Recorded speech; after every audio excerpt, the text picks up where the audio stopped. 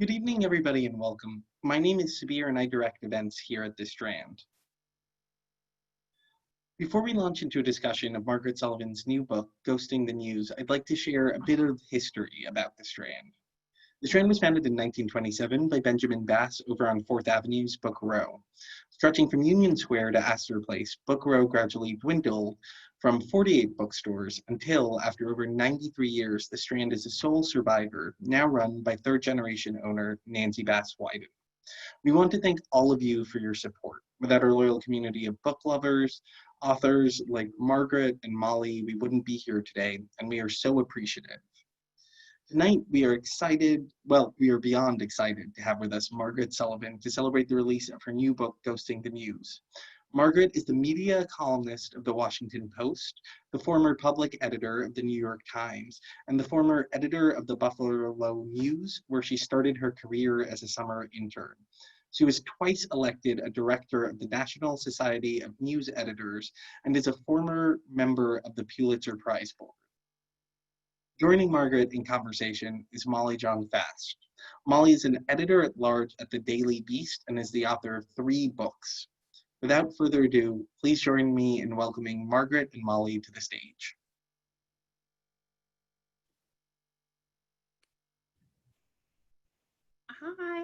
Hi, Margaret. Hi, Molly. This is so weird to do these digital book talks. It is. I wish we were sitting next to each other on a couple of stools inside the Strand, but yeah, this will be, fun, although it'd be nice to be in person.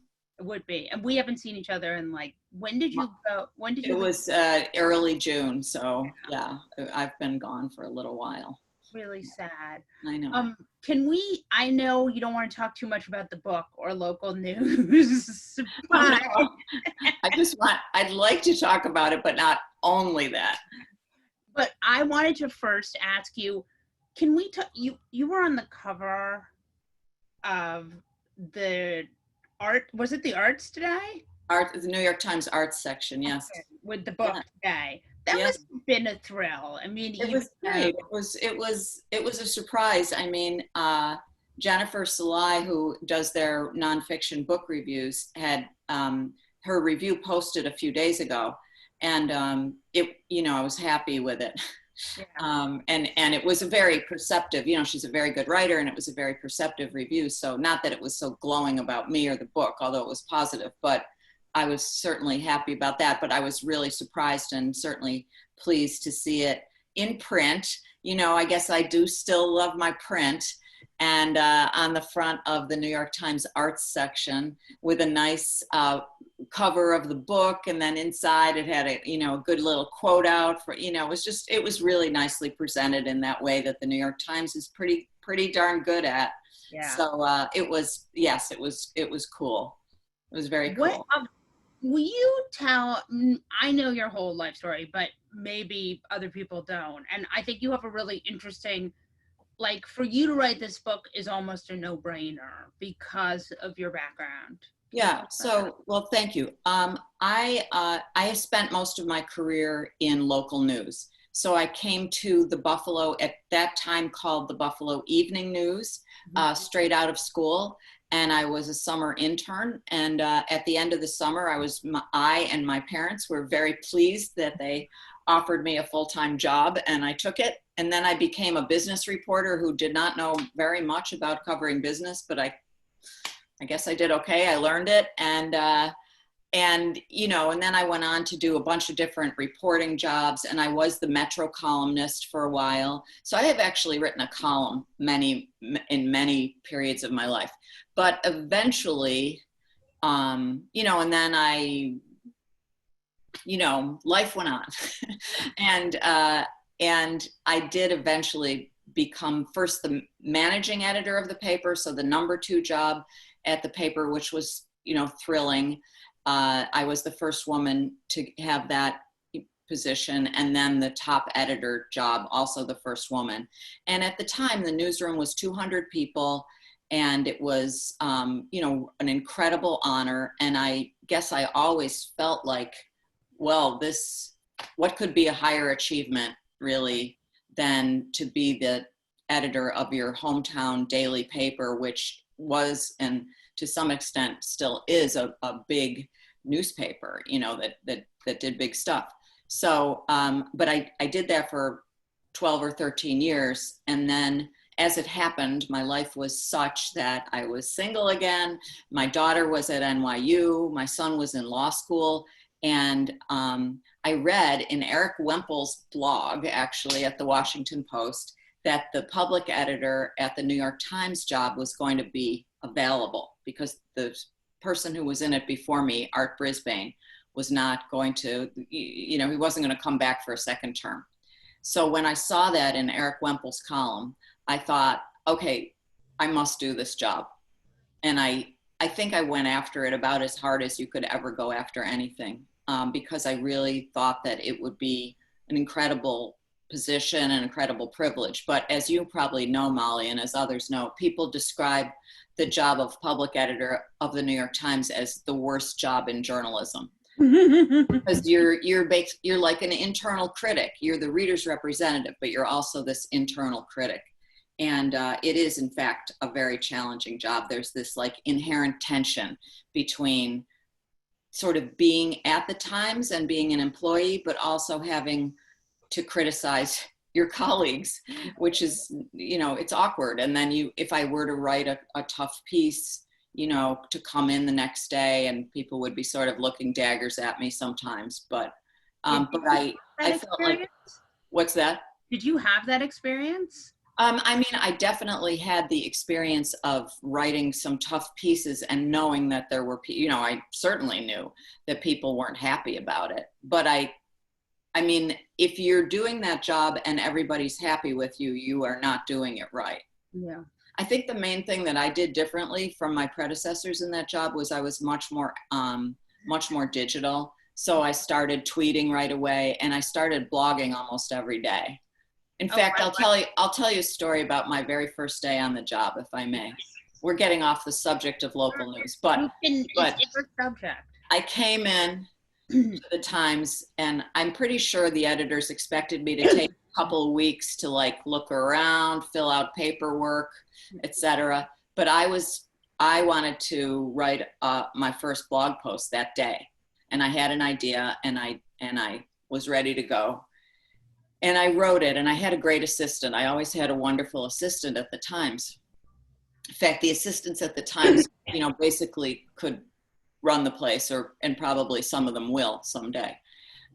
So I wrote this thing, and my assistant read it, and I was referring to somebody, a reporter I had interviewed, and I said that he was in Charlotte at the Democratic National Convention. And my assistant, Joseph Burgess, said to me, "Oh, are you sure that Michael," it hadn't posted yet, said, "Are you sure that Michael Cooper is actually in Charlotte?" And I said, "Oh, I think he is, but I'm not sure. Let's take that part out." So we took it out, and it was just like I talked to him. And then the blog post went up, and it was good, and it was about fact checking, and you know, it was well received. And I walked out into the hallway, and there was Michael Cooper in the hallways of the New York Times. So it would have been a horrible first day mistake. Yeah. And I think it's a testament to having your editors, whether they're your, you know, whatever level, catch you when you're ready to fall. It is, I mean, it's such a high stakes thing to write a column about fact checking when you're meant to be the fact checker. Yeah. I mean, it was not a good move on my part. So anyway, but I give him credit. But, you know, kind of to just answer your question a little bit more, the reason I wanted to write this book about what happens to citizens and our country's democracy when local news goes away is that when I was at the Buffalo News, we started to suffer the same financial hardships that every other newspaper was suffering. And we had to do lots of buyouts, and the staff was being trimmed, and profits were down, and we were under a lot of pressure. And this was happening all over the country. And I could see that it was affecting our coverage, although we still did good stuff. But and the paper still is really high quality. But now, instead of having 200 people in the newsroom, the paper definitely has under 100, and probably more like 75. And you can't do the same work. You can't, reporting is boots on the ground and spreadsheets on the screen. You can't do it. You can't do it with fewer people. So that's what I wanted to show people. Have you seen that statistic that shows that if there's less local reporting? I think I read this in your book. Yeah. Yeah. Can you talk about that? What happens? Yes. Yeah. There's a whole sort of. Yeah. Well, I mean, a few different things happen. Maybe the thing you're thinking of is that municipal borrowing rates go up, and that happens apparently because there's no real watchdog anymore. So when there's no watchdog, public officials are at the very least less efficient and possibly more corrupt. Yeah. So, but also the other thing that happens is that people become less politically engaged, right, less likely to vote. And when they do vote, they vote in their tribes. They don't cross the aisle to vote as much. They're much more in their echo chambers and in their partisan corners, as opposed to like, well, who are the candidates? What are the issues? Let me consider this. It's more like, nope, I'm a this or I'm a that, and that's all there is to it. Is that before Facebook? I mean, all this stuff has sort of happened at the same time. So, right. The onset of social media and basically the whole thing that the internet, including, online classifieds in the form of Craigslist and all these different factors, they all kind of converged. And one of the big inflection points was in 2008 when the big recession hit, when the Great Recession hit, and really destroyed a lot of the print advertising that was still shoring up papers. So, do you have the same resentment of Facebook that I do? Well, I mean, I wish that Facebook was not such a conduit for misinformation. I mean, that's the thing that, obviously it has its virtues, and right now some people are watching us on Facebook and they can see each other's, hello people, and they can see each other's kids' wedding pictures or whatever it may be. That's the good part. But the bad part is that it's an amazing place to spread lies. And, I think you and I have both written or certainly been talking this week about the viral video that proclaimed hydroxychloroquine as a wonder drug. I was going to ask you about that. Yeah. I wrote a column about that today. You did, or I did? I did yesterday. Everyone did. And the reason we did, there was a reason. The reason we did is we wanted to put the words demon sperm into a headline. Did you get to use demon sperm? I put it in the headline, and my editor said, no, you cannot do that. She predicted that my editor, Marty Barron, my big editor at the Post, would not like it. And so I thought she might be right. And so we rewrote the headline, but we put it into the subhead, the deck. Right. Yeah, and I had it in my headline. Yeah, I mean, it's hard to resist. It's the difference between the Daily Beast and the Washington Post, right? Exactly. Yeah. So, but anyway, that, so, I mean, what I kind of did in writing the book was I went to different places around the country and tried to report on what was happening in communities where their paper was going away. But the thing that I did not anticipate is how, very sadly, the book is very timely because all this stuff has happened. And especially right now with the coronavirus and the economic fallout, it's really devastated news organizations, and not just local newspapers. All digital ones, alternative papers, everything has been affected because there's very little advertising and everything is sort of slowed down. Yeah, it's really scary. My resentment towards Facebook is that they took all this advertising that was in newspapers and magazines, right, that paid for content. Yes. And now it pays for aggregation of our content. Right. That's right. And that's why you're absolutely right. Google and Facebook have, for a long time, people at local news organizations thought, oh, well, digital ads will take the place of print ads. Well, that never came to pass. And one of the reasons it never came to pass is that Google and Facebook ended up sort of sucking up something like, I don't know, 70% or 80% of the advertising. And so, you know, here's all these places, and not, again, not just newspapers, providing all this journalism. I mean, I like to call it journalism, not content. Right.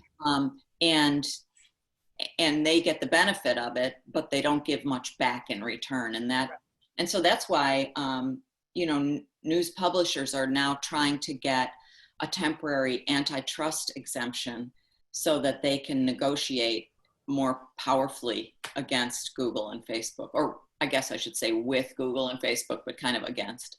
But it's fascinating because, you know, when I don't know if you're watching those hearings yesterday, but Zuckerberg is like, well, that was a mistake, you know, that, you know, we lied about the video, so people fired all their journalists, you know, that was unfortunate, you know. I mean, the thing is, when stuff gets out there on Facebook, even if they end up taking it down, it's already out there. That video was shared, I think, 14 million times in the first couple hours.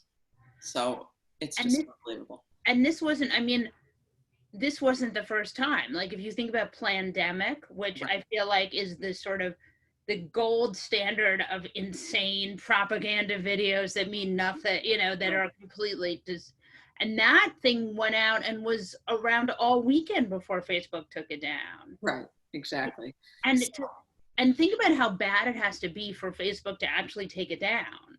Yeah, that's right. Because, you know, Zuckerberg, and I mean, I think you can make this argument. I don't agree with the way he makes it, but he's sort of like, well, we're not the arbiter. We cannot be the arbiters of truth. And it's understandable in some ways. There are 2.6 billion Facebook users right now. So it's not as if there's like an editor for every, you know, but there are ways to get at it a lot better. And hopefully. But newspapers and television programs aren't, you know, I mean, remember Sinclair was going to do a thing that was this week on Plandemic, and there was enough, I mean, Sinclair is a disaster, but there was enough of a pushback so people stopped it. Right.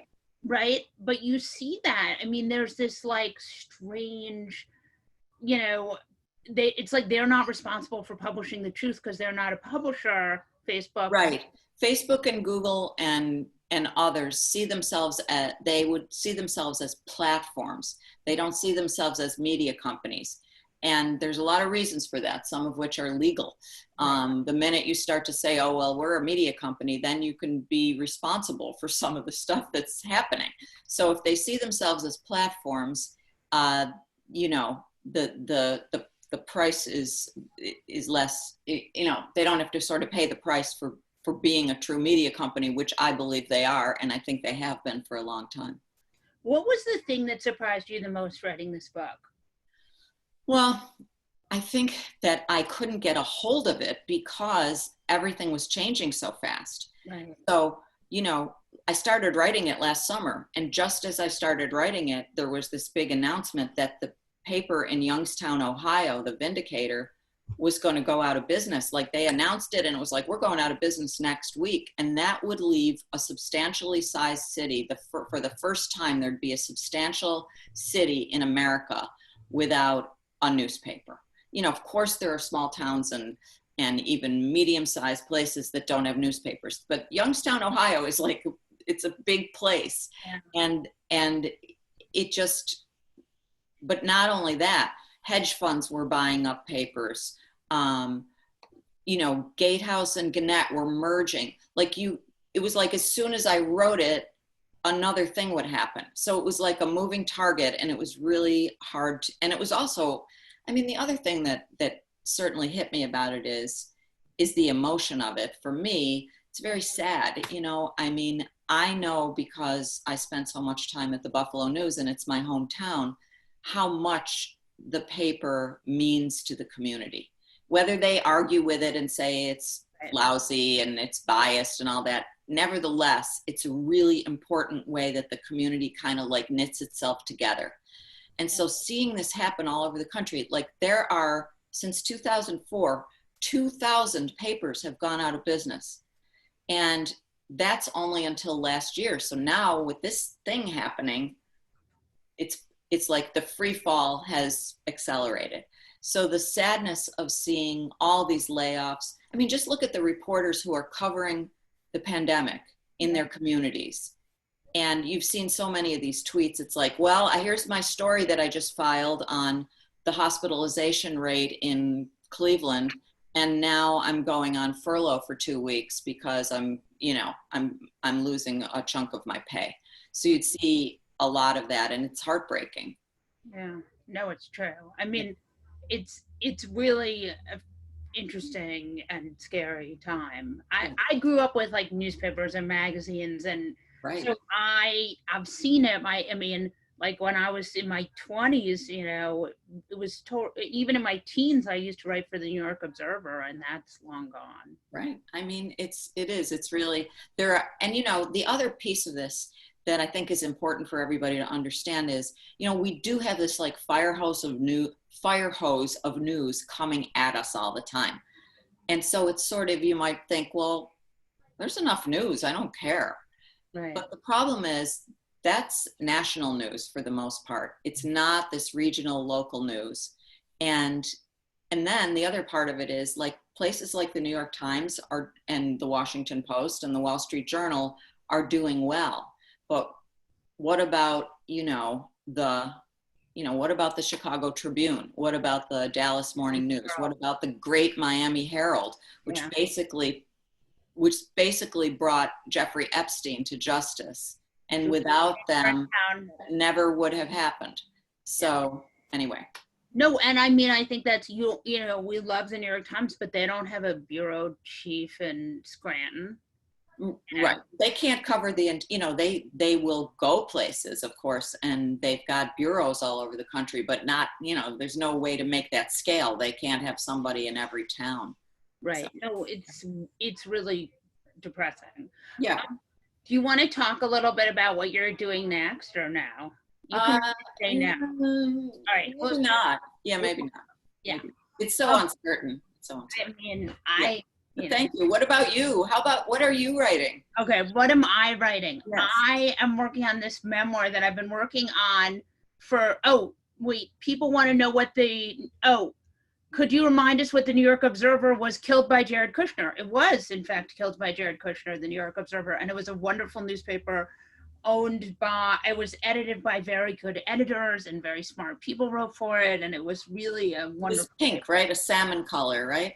And it was like my grandfather, Howard Fast, wrote for it in the early 90s. My mom wrote for it. It was like, but it was also lots of interesting and strange art critics, and it was a really good mix of people. And yes, eventually Jared Kushner bought it and burned it to the ground. Yet another victim of Trumpism.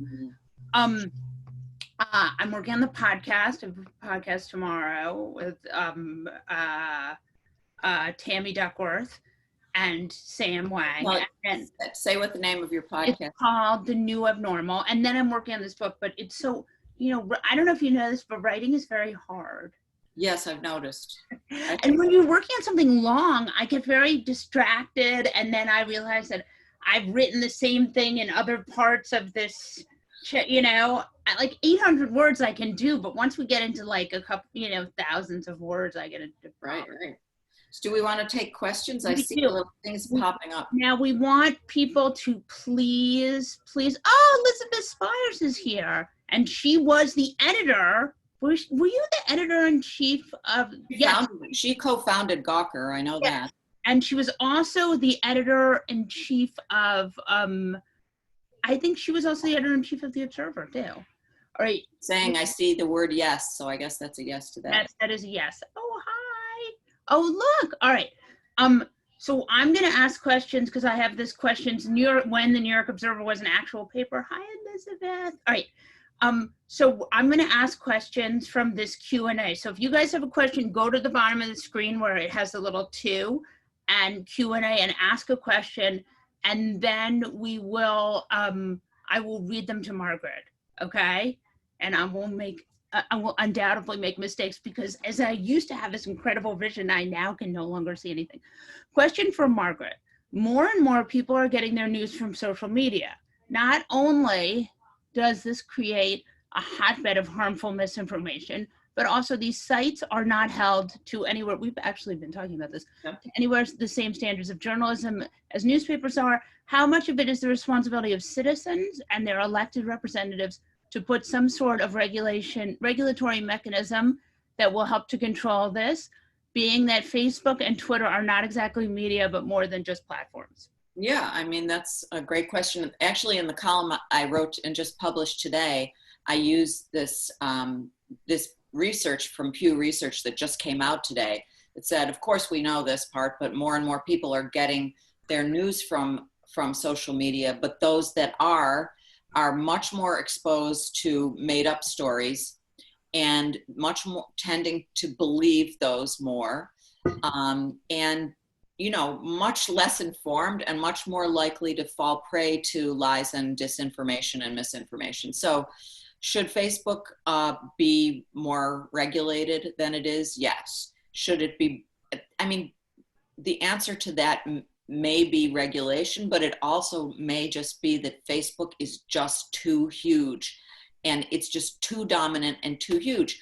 And then, as we found out in these hearings or shortly before the hearings, Facebook also, when it sees a competitor coming up like Instagram, it looks around and it says, oh, you know what? They could threaten us. Let's buy them. So they bought Instagram. So now that's another piece of consolidation. And honestly, it's like they're running away with the world. And it's very scary, and it should not be allowed to continue in its current form. No, all right, that was a good answer. I'm trying to figure out how to do the questions and press. There are a lot of little buttons for me to press. This is a very nice question here, but it's for me. So it's from Linda Hirschman, who's my Twitter buddy, where she asked me, is my journalistic platform and podcasting taking up some of the slack? And I would say no, because I'm an opinion columnist and it's not the same as reporting. Yeah. And I do a little bit of reporting, but not really the same. And the truth is, I can't do any of that unless there's really good reporting to go on. That's right. Yep. And I think in some ways, I'm curious to know what you think about this, I think opinion columnists have it much easier than reporters. Yeah. I mean, I agree with that. I mean, you have a lot more leeway, and you know, of course you do want, Daniel Patrick Moynihan is credited with saying, everyone is entitled to their own opinion, but you're not entitled to your own facts. It still has to have the underpinning of facts, but you're not out there digging up the facts, you're commenting on them. So yeah, I agree. I mean, I think opinion writing and analysis is still really important, but I don't think it's the basic work of journalism. Yeah. And I think, and you see a lot of times journalists getting attacked on Twitter or on social media for not being negative enough about a story. But really, that's not, with some exceptions, Trump has made things more complicated, but these people were trained not to have opinions. Yeah, and it took the news media a long time in the Trump administration to even get around to entertaining the idea of using the word lie. Right. And I think we've crossed that bridge at least. So, yes. Yeah. All right. I'm going to answer a question from the chat. You guys put in the chat, which you're not supposed to do. You're supposed to put in the Q&A, but because I'm such a good sport, I will go to the chat now and try to read it. Betsy Taylor, Margaret and Molly, I hadn't intended to ask a question, but I will. Margaret, what were the most interesting approaches to local journalism that both serve their communities and are financially successful? Well, thank you, Betsy. And Betsy does happen to be my first cousin. So she lives in St. Louis, where the Post-Dispatch is going through many of the same problems. And her husband, by the way, is a Pulitzer Prize winning photographer for the Post-Dispatch, and Betsy's a journalist too. I would say the most hopeful thing that I saw in the book are the digital startups, particularly the nonprofits that are coming up in so many different communities. New York has one. It's called The City. Yeah. The Texas Tribune, of course, is sort of the prototypical one, but MinPost in Minneapolis, Voice of San Diego, there's one in Buffalo called Investigative Post. And I think in a lot of communities, and they are great for the most part, but they are based on philanthropy or membership, and they don't have the most secure business models either. So, but I would say of everything that I encountered in terms of bright spots for the future, that's absolutely it. And I do want to say one other thing, which is that my book isn't just about local newspapers. It's about local news. And so it doesn't matter to me if we save, I mean, it matters, but it doesn't go to the essence of the problem to say, oh, save local newspapers so I can read this thing in print. It's not about that. It's about saving the journalism. And that's the thing that we need to be focused on, not like what form it gets delivered in. Okay, our next question is from Morgan Pelham, who we both know and who made this incredible movie, Get Me, Roger Stone, and has an incredible movie coming out on HBO called The Swamp, which is about money in politics, and it's totally fascinating. Hi, Margaret and Molly. I'm loving this discussion. My question is, isn't there also a correlation between the decline in local media, particularly in state capitals, and the increase in political corruption, which is a topic I would love to. Thank you, Morgan. And Morgan, I believe, was a chess prodigy at one time. So I'll just throw that in as a piece of trivia. I think that's true. I think that's true. Yeah. Anyway, yes, but it's hard. The problem with what happens when local news declines is we don't know what we don't know. It's very hard to prove a negative. But in communities where there's a lot less local news, you do see politicians getting away with stuff that they wouldn't have otherwise. And I interviewed the publisher of the paper I was just talking about, The Vindicator, in Youngstown, Ohio. And he said at one time, The Vindicator was able to send a reporter to pretty much every municipal meeting in a 3-county area. And he said the elected officials knew we were there and they behaved. And when you stop sending people and there's no one there to sort of bear witness and hold the feet to the fire, they don't really have to behave anymore. I missed all these questions from Facebook. So as I was trashing Facebook. That's okay. Who are some local journalists and what publications are they with that you think are doing great work? Oh, wow. Well, many. I have to first of all give a shout out to my former colleague, Jerry Zaremski, Zremski, who is the Washington correspondent of the Buffalo News, who basically broke the story of Chris Collins's insider trading that he now has a jail sentence to serve.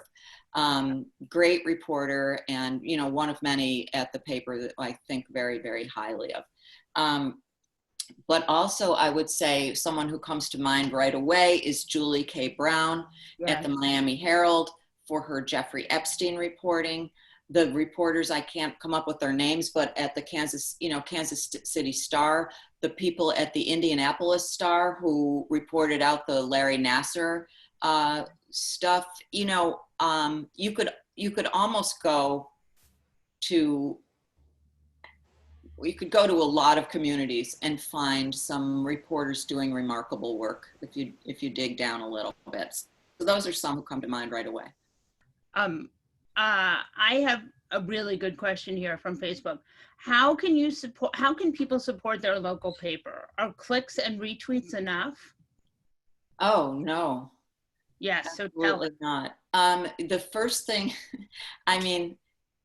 here's the other thing that surprised me about the book, and then I'll answer the question very quickly. People think their local news operations are doing well financially. And I can understand why they think that, because that was true for a really long time. For a really long time, there were like 30% profit margins, and then there wasn't. But the other part of it is they don't pay for it. So that's the main thing you should do, is get a subscription it's really simple. Subscribe to your local news organization, whether it's a paper or a digital startup, open your wallet for them, because we need to support them. And, I think probably at this point, getting a digital subscription is the thing that's going to help them the most, because they're trying to make that transition over to digital. I subscribe to the New York Times, the Washington Post, the Daily Beast, the LA Times, and the New Yorker, yeah, and the Economist. That's good. And I'm glad that the LA Times is in there, because the LA Times is, a dominant, but still a regional paper that's, really gotten its mojo back, because it was bought in large part because it was bought by a local billionaire, Dr. Patrick Soon-Shiong, who decided to sort of save it. And they've hired, their staff, I think I have this right, is up from like 400 to 500 in the past year, when everybody else was retrenching. The LA Times was building itself back up, and it is a beautiful thing to see. Yeah, no, I agree. All right. So they need that support. So everyone should subscribe to one. If they live somewhere local and they can afford it, it would be great to subscribe. And even if you live, let's say you live in New York, I mean, this nonprofit called The City is trying to fill some of that, like, really deep local reporting that has gone away. Yeah, and we need it, because you can't, the Daily News has really been hollowed out. Absolutely. The New York Post is so biased, you can't trust anything they report. There you go. I mean, I think. All right. Are there any non-advertising supported models that you think would support local journalism that might work? Yeah, I mean, one thing that, and this is a little bit in my world, this is a little on the radical side, but I still think it needs to be. I mean, look, in the old days, you'd have 3/4 of your revenue come from advertising, and like a quarter, maybe a third, come from subscriptions. Now, a lot of that advertising has gone away. So what's going to fill the gap? So what's going to fill the gap is subscriptions, events, membership, philanthropy, all these things. So, we probably can't really count on advertising nearly as much as we used to. But if the publishers are allowed to negotiate a little bit better with Google and Facebook, they might be able to sort of reclaim some of that. There's also a bill that's in committee, I think, right now, that would give a tax credit to citizens, people, like a $250 tax credit for money that you would pay to support a local news organization. So, you subscribe to the paper, you get a tax credit. I think that might actually really help a lot. Okay. All right. This is a good question. I'm going to ask you this question. Hold on. I'm curious to know your answer for this. Margaret, with so many great media columnists, we've actually talked about this too, columnists right now, how do you feel you differentiate yourself, and what territory do you prefer to stake out? Oh, wow. That's a great question. Thank you. It's a good question. It's a hard question too. Yeah, I mean, it's not hard for me to answer, because I think about it all the time. Well, for one thing, I'm a woman, so there's that. It's a field of, in terms of columnists and critics. Is it all men? It's not all, but it's largely men. So there's that, but I mean, I don't really come at it with that point of view. But what I try to do is I try to think about, I mean, this may sound a little lofty or idealistic or too lofty or something, but what I actually try to do is think about how whatever column I'm going to do could actually be of service to, like, our country. And, it helps me sort of sift out some of the stuff that's just more gossipy or just more industry oriented or all of that. And to sort of ask, like, well, what's the really important thing I could be writing about? So for example, a couple of months ago, I wrote a piece about how the news media needed to be paying a whole lot more attention to voting security and voting integrity than they had been. I tried to highlight, some of the good work that was being done, but also to really urge that this become like a huge subject. And similarly with climate change, like these are things that we need to put at the top of our agendas. And of course, I also write a lot about the faults, which is putting it mildly, of Fox News, because I actually think that that's an important subject that people need to know about more and to understand better. So, I mean, I guess I try to be constructive and critical in a way that's of service. LA Taco. We're gonna have a 2-second conversation about LA Taco. Okay. You know what LA Taco is? I don't know. I think, and I saw, I don't either, but I did see something about it today. I mean, neither of us live in LA. LA Taco has been an invaluable local resource filling the gaps that the LA Times still struggles with because and LA Taco has relationships in communities. And I think they do, and I can't remember if I read this or if I just hallucinated it because I read so much every day but that they have had that they've been very tuned into the Hispanic community in a way that the LA Times has not as much. Right. So that is. Well, I don't know about LA Taco, but I will get tuned into it and pay attention to it. So thank you. And after this, I'm going to donate money to the city. Yeah. New York really needs. It's really good. Yeah. Okay, I'm skipping to Elizabeth's question because we're friends with her. That's bad, but don't tell anyone I'm doing that, okay? No, we don't want to. This is a PR sketch. Elizabeth, question for both of you. And then I'm gonna go back because there are a lot of really, really smart questions here. Question for both of you. What did you think of the big tech hearings in Congress yesterday, especially given Margaret's analysis of what Facebook has done to local news? Well, I mean, my feeling about it is that it got very sidetracked from what it was supposed to be about. I mean, Zuckerberg, I never had any faith in him, but I'm very disillusioned with him. And I mean, I don't think that anything, I mean, one thing is that we realize when we go to these things, and I went when Zuckerberg was last on the Hill, I actually was there, and it was quite a scene. And all I could think of was these members of Congress are not part of the digital world.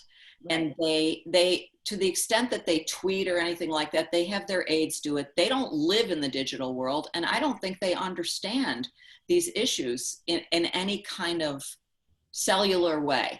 And so, I think there's a huge disconnect between the questioning in Congress and the reality of what the problems are. Yeah, I think that's right. I got to ask the Barry Weiss question now. You always asked me the Barry Weiss question. It showed up, and we'd be remiss if we sat here and talked about journalism and didn't talk about Barry Weiss. Okay. What do you both think of the way, it's a smart question. It's asked in a very classy way. What do both of you think about the contrarian journalists who have moved away from their news homes to start their own newsletters or communities? Andrew Sullivan, Barry Weiss, etc. Yeah.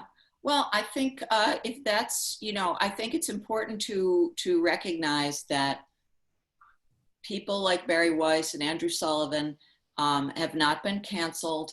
They have had incredible platforms, and if they choose to move away from New York Magazine or the New York Times, we have to remember they're doing that of their own volition, and I don't believe we can say that it's because they've been run out of town or anything like that. So,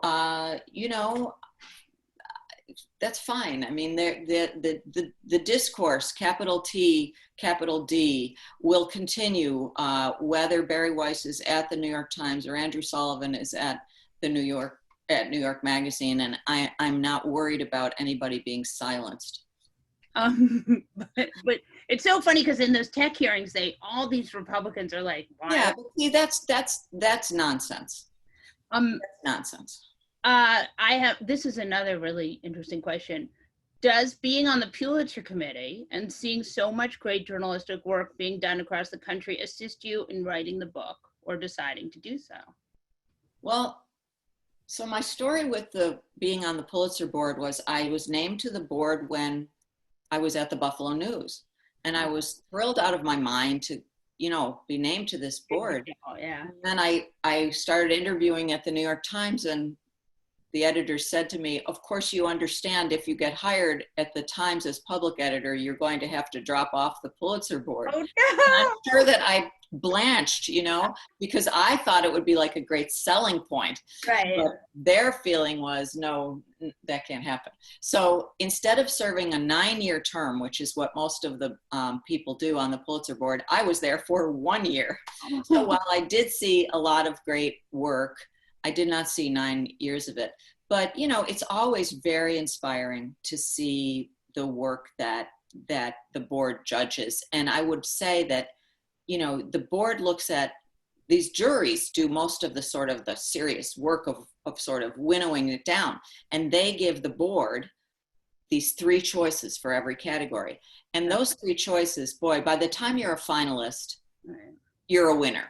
Yeah. And I've, the choices are tough and the work is great and it is extremely inspiring. Okay. Please comment on the impact of the lack of racial, ethnic, national, sexual orientation, gender identity, diversity on coverage.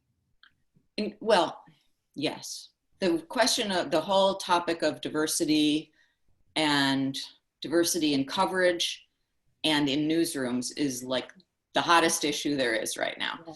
And the good thing is it's being dealt with the staffs of all these different, big news organizations have really come forward in a brave and very forceful way to say to their bosses, this is not good enough. And the bosses are listening, in some cases sort of forced to listen, but they're taking some substantial steps, and it's really good to see. Diversity matters so much in decision makers, not so you can have the right number of people in the, a quota system, but because it matters to the coverage. It matters to the decisions that get made. Like, is this story really dumb? Could we avoid these dumb errors? Yes, you can avoid them more if your staff and your editors look more like the country. So I'm really thrilled to see some changes happening. And the Washington Post just yesterday named a great person, Chrissa Thompson, to the, she's the first Black woman ever to be a managing editor at the Washington Post. And she's a great person, really good journalist, and a great, human being. And these kinds of, if the people who are getting appointed to these new roles are of her caliber, we're all going to be a whole lot better off. Okay, so Lisa Fung, who we all know, has a question. One of the things that kind of touched on in your book is how little some journalists are paid.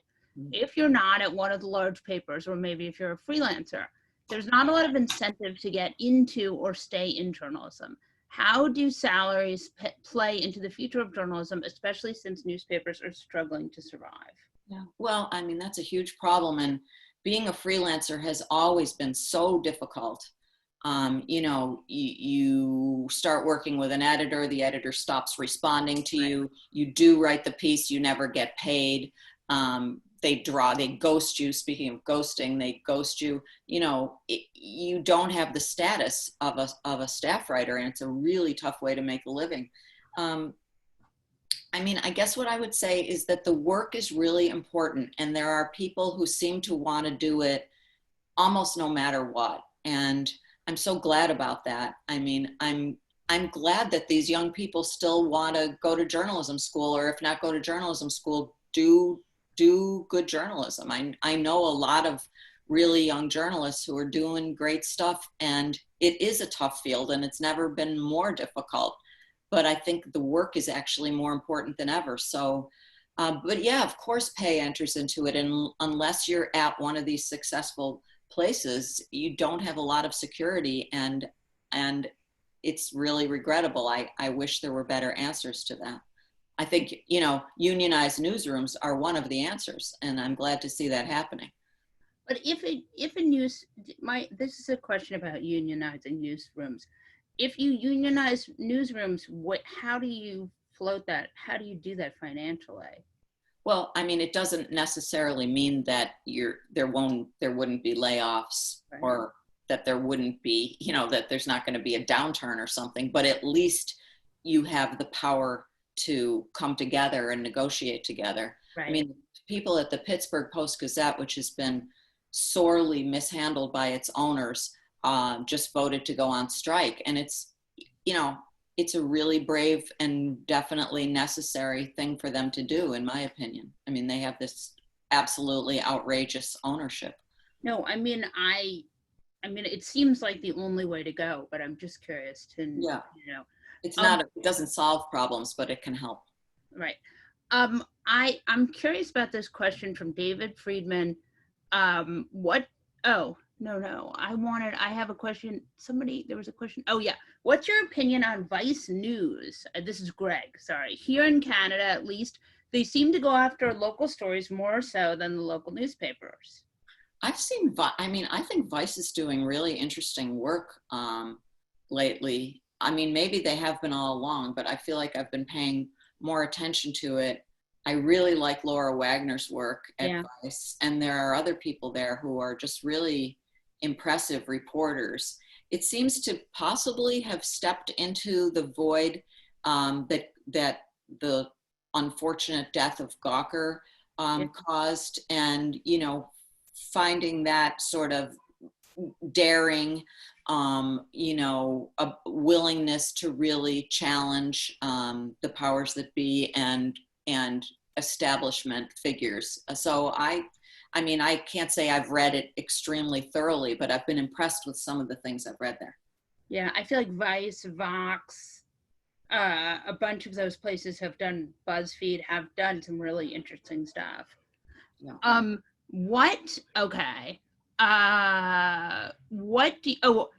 have this is an interesting question, and I don't know. For Margaret, if you're familiar with it, what do you think of the Hearst model in Connecticut? Yeah, I'm sorry, I don't. I mean, of course I'm familiar with Hearst generally, but I don't think I can speak to Connecticut. Unfortunately, I really wasn't able to get to every place that would have interested me around the country. And it's almost like in every city, there's a fascinating situation, but they're all a little bit different. Okay. Asking as the editor, here's Greg Moore, asking as the editor of a new nonprofit civic organization, what role do you think such news organizations will play in the future of journalism? Well, Greg is a great journalist, and Greg was the top editor of the Denver Post, if I have that right. And now he's gone in this other direction, which is really important. No, I mean, I think that those things are that he's the editor of. What's that? What's it called? I don't know. I don't know.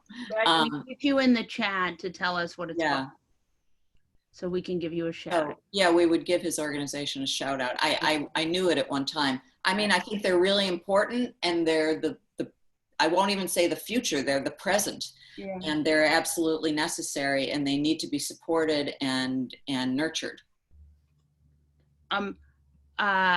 Okay, Greg, if you're here, give us the name of it. I don't know the Colorado Sun. What? There's the Colorado Sun, which is another digital outlet in Denver, I believe, but I don't think that's the one that Greg's with. Nathaniel, our friend, do you and Margaret think there will be more journalists in the future with the same drive as many of today's journalists? Which is a little bit like what we were talking about before. That will there be more journalists? Will journalists have the same drive that they had before? I mean, one thing is right now there are far fewer journalists than there were 10 or 15 years ago, at least in traditional or semi-traditional newsrooms. I mean, employment in newsrooms is down by more than half. So I'm not super optimistic about that, but I know that there are people who still really are true believers, and I'm glad about that. And the work is so important. So I hope they keep coming through. Greg has answered our question. Okay. He is in West Virginia and starting the Mountain State Spotlight with Pulitzer winner Eric Ehrer, E-Y-R-E. Oh, yeah, of course. I know who he is. MacArthur Fellow Ken Ward. Oh, that sounds like some big stars he's got there. Yeah, well, the Strand has a link in the chat, so everyone check it out. It looks really interesting. I think it's 8 o'clock, Molly. Are we? Oh, and I bet am I getting a like you've run out of time thing? Yes, I guess I am. All right. I guess I don't get to ask it. Is that it? This is it. And I didn't get to all the questions. I'm sorry, everyone, that I didn't get to. This has been so fun. Thank you, everyone, for coming and for the great questions. And Molly, thank you so much for doing this. This is great. And if you have more questions that you want answered by Margaret or I, you can, I have open DMs. So you can send me a DM and then I will text it to Margaret and then Margaret will tweet it out. Is that okay? Or I'll tweet it out from. I'm not agreeing to anything like that, but I'm happy to read the questions. I get numerous DMs all the time. But if you're a much more generous soul than I am. Well, I love to respond to people I don't know, but then my own family. So much, right? Yeah, you know. But yeah, but thank you guys so much for joining us, and please buy the book. It's called Ghosting the News. It's on the cover of the art section of the New York Times today. And it's very cool. Thank you, and thank you to the Strand, and thank you to Molly. Thanks. Bye. Bye.